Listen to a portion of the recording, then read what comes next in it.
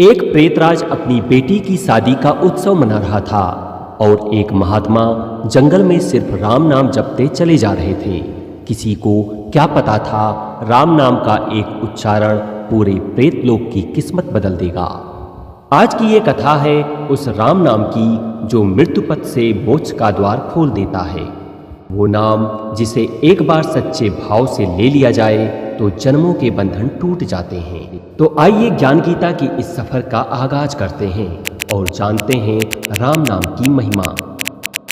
एक महात्मा जी रात्रि के समय में श्री राम नाम का जाप करते हुए अपनी मस्ती में चले जा रहे थे। जाप करते हुए वे एक गहन जंगल से गुजर रहे थे। विरक्त होने के कारण वे महात्मा बार बार देशाटन करते रहते थे। वे किसी एक स्थान में अधिक समय नहीं रहते थे।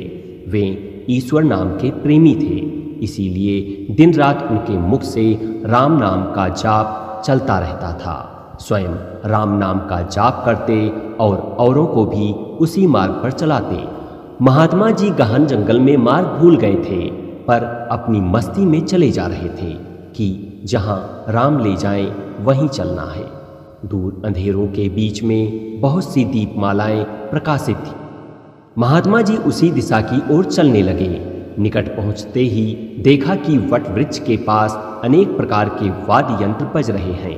नाच गान और शराब की महफिल जमी है। कई स्त्री पुरुष साथ में नाचते कूदते हंसते और औरों को हंसा रहे हैं। उन्हें महसूस हुआ कि वे मनुष्य नहीं प्रेत आत्मा हैं। महात्मा जी को देखकर एक प्रेत ने उनका हाथ पकड़कर कहा, ओ मनुष्य, हमारे राजा तुझे बुलाते हैं, चल। वे मस्त भाव से राजा के पास गए जो सिंहासन पर बैठा हुआ था। वहां राजा के इर्द गिर्द कुछ प्रेत खड़े थे। प्रेतराज ने कहा, तुम इस ओर क्यों आए? हमारी मंडली आज मदमस्त हुई है। इस बात का तुमने विचार नहीं किया? तुम्हें मौत का डर नहीं है? अट्टहास करते हुए महात्मा जी बोले, मौत का डर और मुझे? राजन, जिसे जीने का मोह हो उसे मौत का डर होता है। हम साधु लोग तो मौत को आनंद का विषय मानते हैं। या तो देह परिवर्तन है जो प्रारब्ध कर्म के बिना किसी से नहीं हो सकता। प्रेतराज, तुम जानते हो हम कौन हैं? महात्मा जी, मैं अनुमान करता हूं कि आप प्रेतराज हो। प्रेतराज, तुम जानते हो लोक समाज हमारे नाम से कांपता है। महात्मा जी, प्रेतराज, मुझे मनुष्य में गिनने की गलती मत करना। हम जिंदा दिखते हुए भी जीने की इच्छा से रहित मृत्यु तुल्य हैं। यदि जिंदा मानो तो भी आप हमें मार नहीं सकते। जीवन मरण कर्माधीन है। मैं एक प्रश्न पूछ सकता हूं? महात्मा जी की निर्भयता देखकर प्रेतराज को आश्चर्य हुआ कि प्रेत का नाम सुनते ही मर जाने वाले मनुष्यों में एक इतनी निर्भयता से बात कर रहा है। सचमुच ऐसे मनुष्य से बात करने में कोई हर्ज नहीं। प्रेतराज बोला, पूछो, क्या प्रश्न है? महात्मा जी ने पूछा, प्रेतराज, आज यहाँ आनंद उत्सव क्यों मनाया जा रहा है? प्रेतराज ने कहा, मेरी इकलौती कन्या के योग्य पति न मिलने के कारण अब तक वह कुंवारी थी, लेकिन अब योग्य जमाई मिलने की संभावना है। कल उसकी शादी है, इसीलिए यह उत्सव मनाया जा रहा है। महात्मा जी हंसते हुए बोले, तुम्हारा जमाई कहाँ है? मैं उसे देखना चाहता हूँ। प्रेतराज ने कहा, जीने की इच्छा के मोह को त्याग करने वाले महात्मा, अभी तो वह हमारे पद यानी के प्रेत योनि को प्राप्त नहीं हुआ है। वह इस जंगल के किनारे एक गांव में श्रीमंत धनवान का पुत्र है। महादुराचारी होने के कारण वह इस समय अनेक भयानक रोग से पीड़ित है। कल संध्या के पहले उसकी मौत होगी, फिर उसकी शादी मेरी कन्या से होगी। इसलिए रात भर गीत नृत्य और मदपान करके हम आनंद उत्सव मनाएंगे। महात्मा जी वहां से विदा होकर श्री राम नाम का अजपा जप करते हुए जंगल के किनारे के गांव में पहुंचे। उस समय सुबह हो चुकी थी। एक ग्रामीण से महात्मा ने पूछा, इस गांव में कोई श्रीमान का बेटा बीमार है?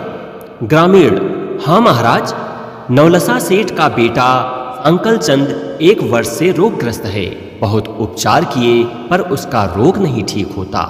महात्मा जी नवलशाह सेठ के घर पहुंचे। सांकल चंद की हालत गंभीर थी। अंतिम घड़ियां थीं। फिर भी महात्मा जी को देखकर माता पिता को आशा की किरण दिखी। उन्होंने महात्मा का स्वागत किया।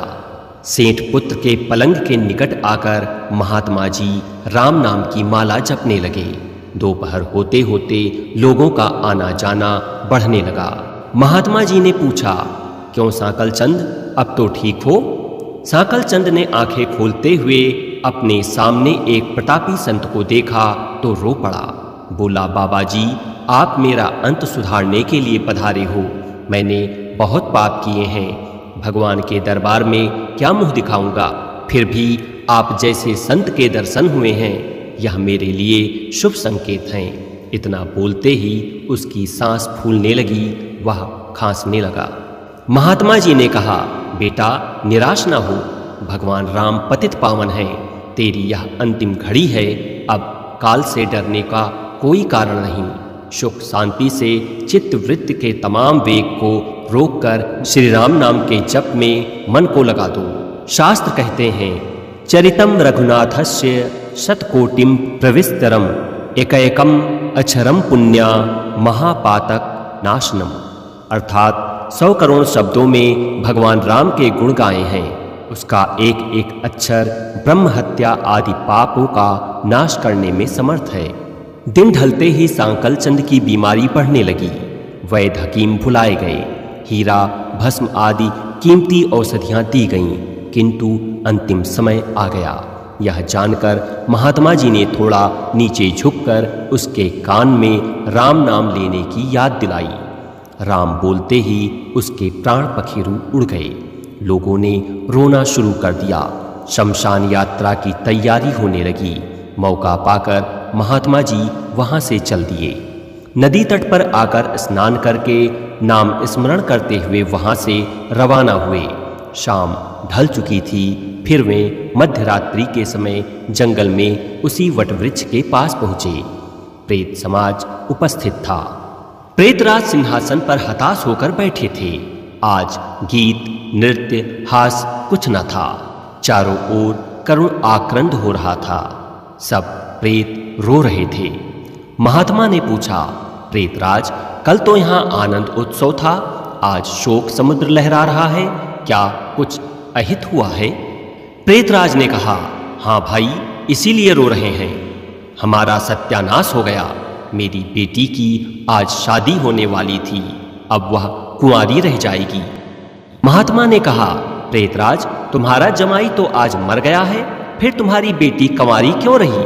प्रेतराज ने चढ़कर कहा, तेरे पाप से। मैं ही मूर्ख हूं कि मैंने तुझे कल सब कुछ सच बता दिया।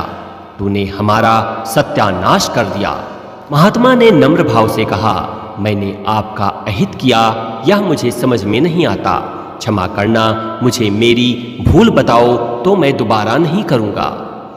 प्रेतराज ने जलते हृदय से कहा, यहां से जाकर तूने मरने वाले को नाम स्मरण का मार्ग बताया और अंत समय श्री राम नाम कहलवाया।